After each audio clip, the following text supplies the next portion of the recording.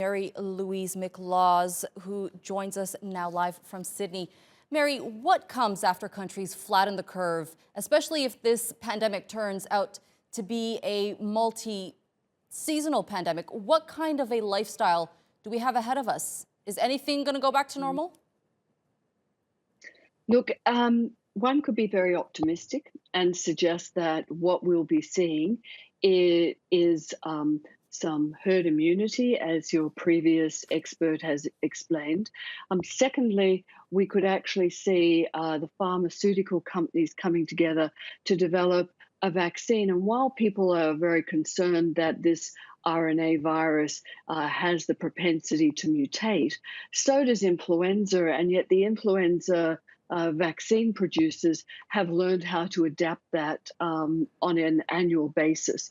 So I'm hoping that the pharmaceutical companies will develop a pro forma, a platform where that they can actually alter it each year if they need to, or for the northern and the southern hemisphere, if this becomes like a boomerang outbreak, like becomes seasonal, and we share it from the southern hemisphere to the northern hemisphere, and continuing that way.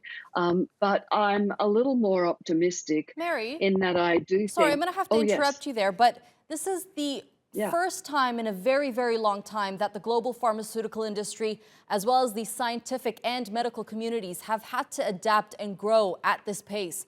What does this mean for the future of the pharmaceutical industry and the way in which it operates, especially the economics that drive viable drug and vaccine development? Yeah, look, I think two things.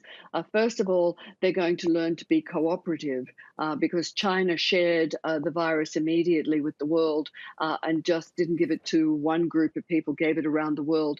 So I think we're going to have to be much more cooperative. And secondly, they're going to have to make a vaccine that not just the wealthy countries can afford to vaccinate their population. So it's going to have to be a bit like the smallpox one, where it's going to be given out to the lower income countries, because they have less healthcare systems in place. And so ethically, they would have to ensure that those countries can get it. Okay. Thank you so much for that insight, Mary-Louise McLaws, as always.